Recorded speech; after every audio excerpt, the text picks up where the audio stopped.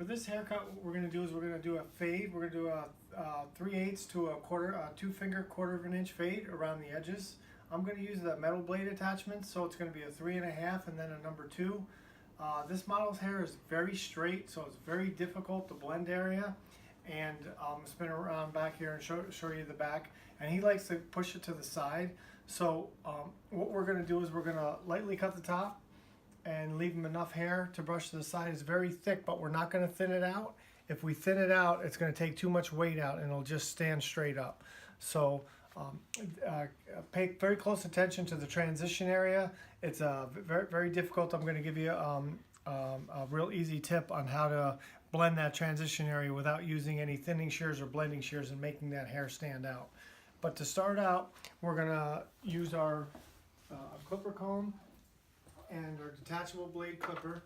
We're going to start with a 3.5 blade. We want to make sure the clipper is turned on before we snap it shut. And then we're going to spin them to the side here a little bit. And then I'm just going to, because we already did the beard trim, I'm going to start right at the mid-ear.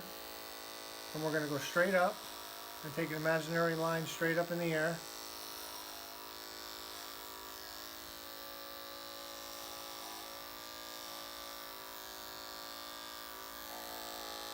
And you want to make sure that your wrist is completely still. And that way we're gonna avoid leaving any lines of demarcation. And we're gonna have very little blending to do.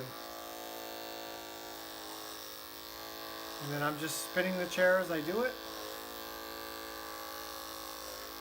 That creates efficiency, so I'm not moving all over the place. And I'm gonna slightly round the back, because we're going to bring the back a little bit tighter over the crown. I'm not going to buzz it over the crown, but we're going to go a little bit tighter, and that way it's not going to stick up until it's time for his next haircut. It's with some types of hair, it's one or the other. It's either short or long. There's no in between.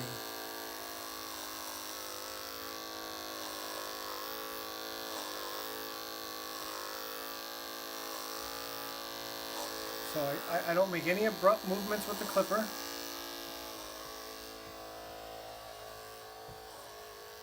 Whatever I start, I finish all the way through.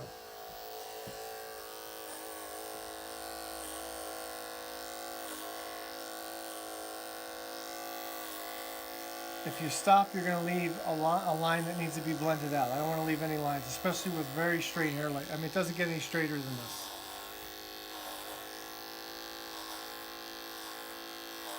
And then again, on this side, I want to go about halfway down the ear.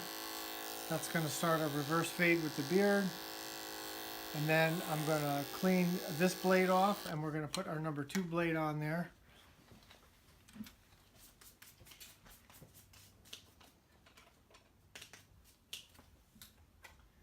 And our number 2 blade, we're going to make sure that clipper is on when we snap it shut. Then I'm going to start a little bit higher for the reverse fade. So now we have that reverse fade beautifully right into the beard. And we're going to do this a 2-finger width around the outline of the haircut.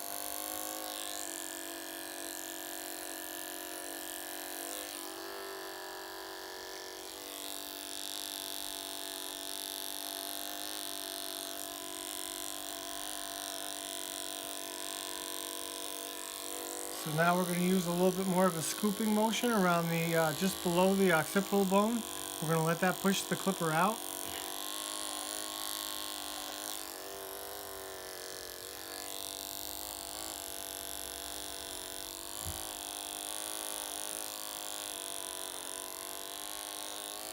And then I'm just spinning the chair, as you can see. I talked about the efficiency.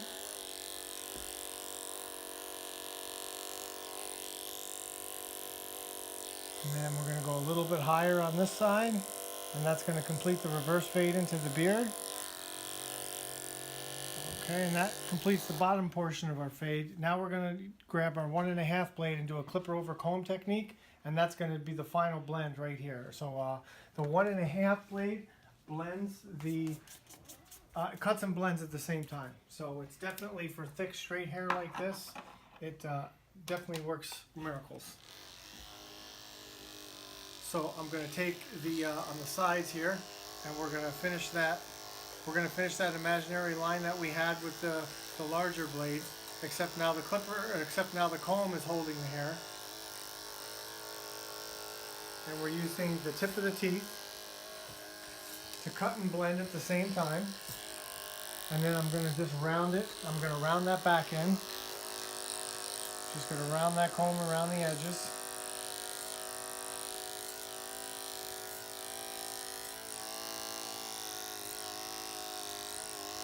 And this is the part that sticks out. It's going to stick up and stick out, so we want to cut it right down. And that's going to help this haircut hold its shape for the 3 to 4 weeks before he's back next time. So everything's done with the angle of the comb. And actually, the whole top we can do clipper over comb, but I want to break it down and do the blend first, and then I'll show you how to do the top with the clipper over comb. I like the finish that this leaves on this thick hair, especially since we know we're not going to use the thinning shears. Alright, so we're going to further scoop that out, and now as we're spinning him around,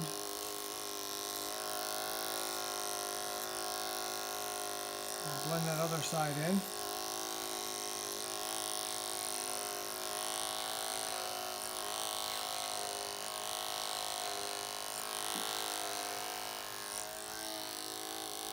Okay, and then while I'm spinning him around, I'm also checking the mirror to make sure that we have that perfect shape this way.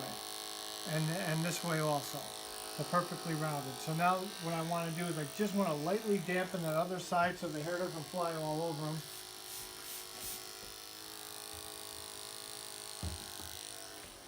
And now we're just going to finish the top, clipper over comb. I'm going to follow that angle that we had.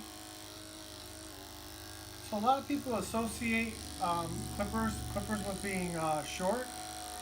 So whether I use a clipper or a scissor, the only reason why I'm using a clipper is for this. I like the finish that it leaves.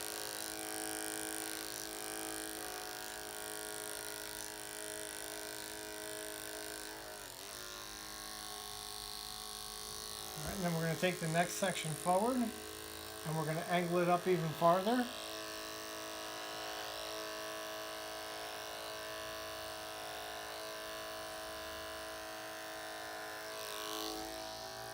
And then we're going to just work on the front.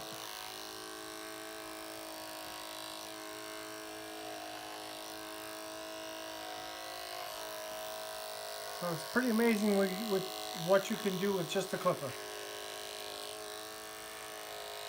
And your knowledge of what blades leave what type of finish. Because this type of haircut will definitely show a lot of scissor marks. So you want, or clipper marks for that matter. So you want to make sure that that comb is moving very slow and you're using the correct blade to leave the correct finish on the hair. So if you see, I have that blade tilted up, so it's cutting and blending at the same time.